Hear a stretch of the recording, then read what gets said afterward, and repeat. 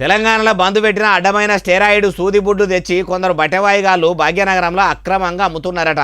ఇప్పుడు బ్యాన్ చేసిన ఇంజెక్షన్లు ఏడికెళ్ళి తెచ్చిండ్రు. ఎందుకు ఇట్లా బయట మార్కెట్లా అది హైదరాబాద్ గడ్డ మీదనే ఎందుకు అమ్ముతున్నారే బాలన్న అంటే అన్ని ముచ్చట్లు ఆడదాకా పోయి అరుచుకుందాం పాండ్రి. అగో చూసిండ్రా, మెఫెంటర్ మైను స్టెరాయిడ్ ఇంజెక్షన్లను ఇట్లా ఢిల్లీ నుంచి కొరియర్లా తీసుకొచ్చి హైదరాబాద్లో అక్రమంగా అమ్ముతున్నారట.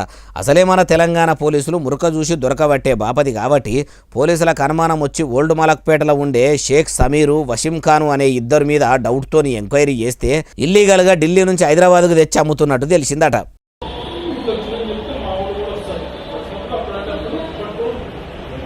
నీ పరిశాన్ పాడుగాని ఈడికే తాగే పాలకాన్ నుంచి ముఖానికి వేసుకునే పౌడర్ల దాకా, అట్లనే కూరలు వేసుకునే అల్లమెల్లిగడ్డ పేస్ట్ల కాన్ నుంచి టూత్ పేస్ట్ల దాకా తీరొక్కటి కల్తీ చేస్తుండ్రని తెలంగాణ గుండెకాయ హైదరాబాద్ గడ్డ మీదనే అట్లా ఆగముంటే ఇట్లా సూది మందులది ఇదో పరిశాను. ఇసొంటి స్టెరాయిడ్ ఇంజెక్షన్లు తెచ్చి ఎవల కమ్మి కాలబడుతుండ్రో, ఎవలను మత్తుల ముంచి ఆగం చేయాలనుకుంటుర్రో. బందైన సూది బుడ్డిలను పట్టుకొచ్చిన ఈ బట్టెవాయిగాళ్లకు బుద్ధి వచ్చేటట్టు మంచిగానే మైలపోలు తీసి లగ్గం కూడా గట్టిగానే చేస్తేనే తోబకొచ్చేటట్టురు. ఇవిటి వెనక ఎవరెవరు ఉన్నారు, సినిమాలో చూపెట్టిన పెద్ద మాఫియానే ఉన్నదా, ఎంక్వైరీ చేస్తేనే ఈ రహస్య గుట్టు బయటపడేటట్టు ఉంది అంటుర్రు ఏ ముచ్చటిన్నోళ్ళు.